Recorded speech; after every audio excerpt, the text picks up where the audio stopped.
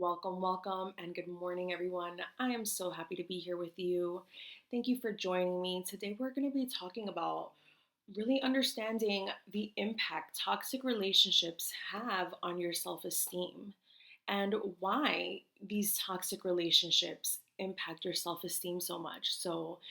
Welcome once again. I'm Christina, love coach, and I help driven and ambitious women break free from toxic relationships so that they can renew their trust and love and build healthy and lasting relationships. So, once again, welcome. If you're looking to understand the impact that toxic relationships have on your self esteem and how to break free from them, then you're in the right place. Once again, if you're joining in, don't forget to say hello, drop me a comment below, say hi, let me know where you're joining from.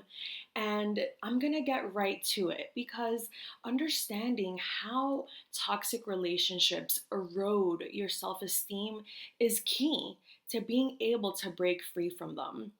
So, for starters, when you're in this toxic relationship, obviously there's a lot of manipulation, a lot of controlling, a lot of emotional turmoil going on while you're in this toxic relationship.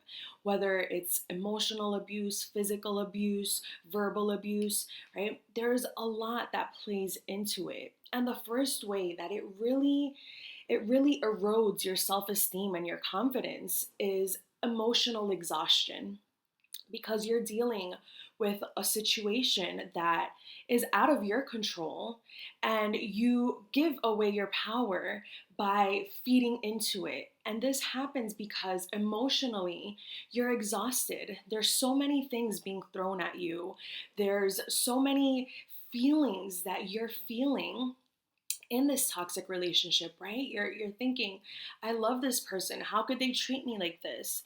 I care for this person. I do for this person. How could they say this to me? How could they act this way with me?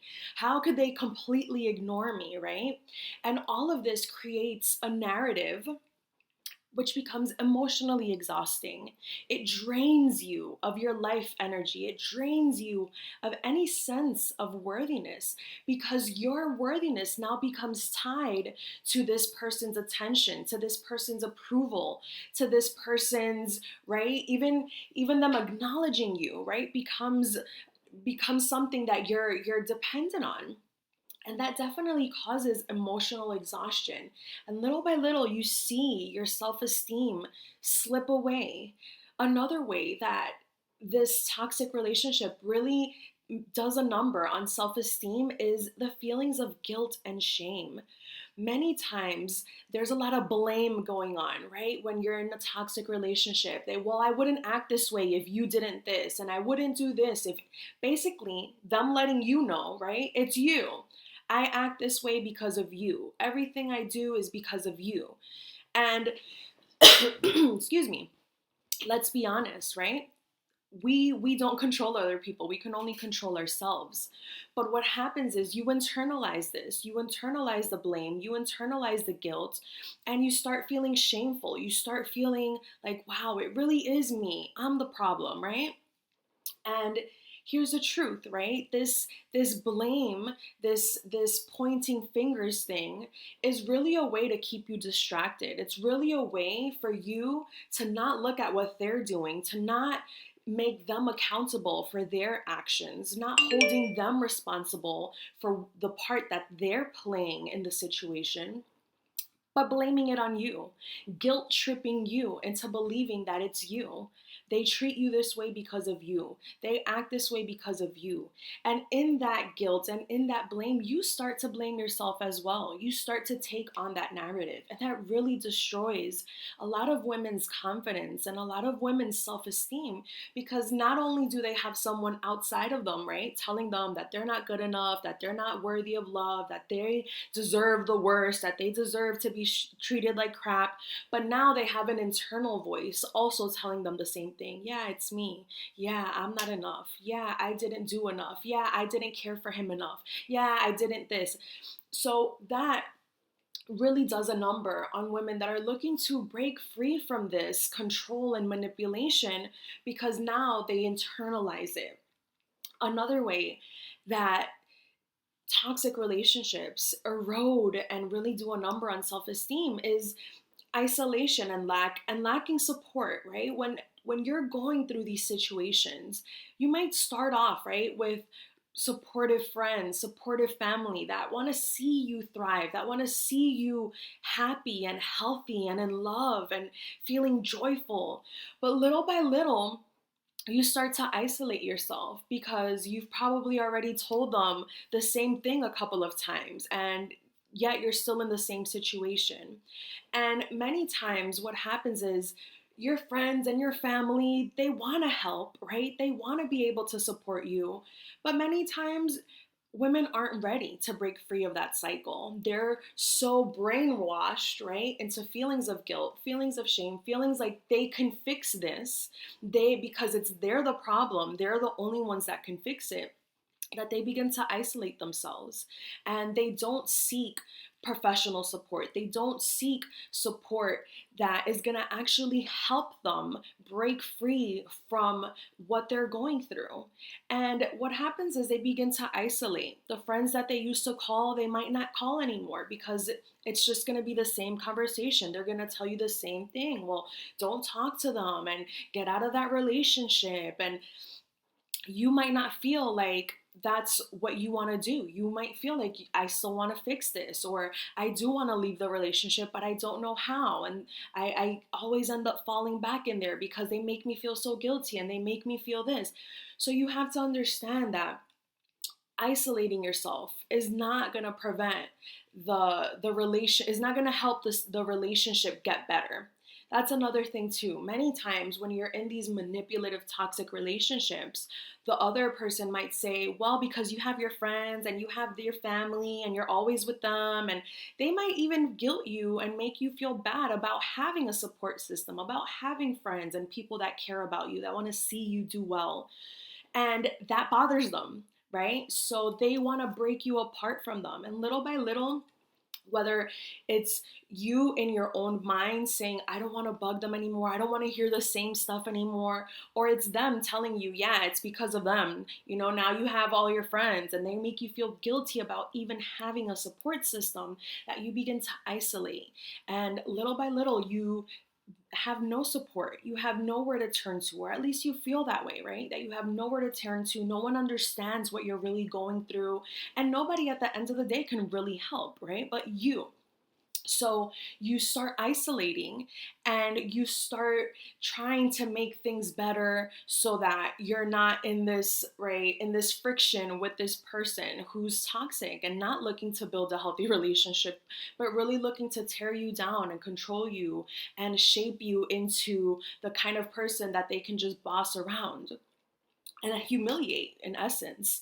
And what happens is, unfortunately, because of these toxic relationships and these feelings of guilt and shame and emotional exhaustion of having to process all of this, especially for my single moms out there who have not only the duties of parenthood, but you have this like thing on top of you, right? This toxic relationship that like haunts you, this shadow that follows you. And it doesn't even allow you to be fully present, right? To be fully there because you are emotionally exhausted. You do have this stuff taking up space in the back of your mind where you're just like, right? What do I do? What do I do? And you continue these cycles because this is what you become accustomed to. This is what becomes the norm. This is what feels comfortable. It's what you've experienced for so long that even feeling any remote, right, relief feels different. It feels strange. You feel out of place. So I want to share with you that understanding how these toxic relationships really take a toll on your self-esteem and how they affect you and your relationships, not just with your friends, your family, with your children, right? They're always watching.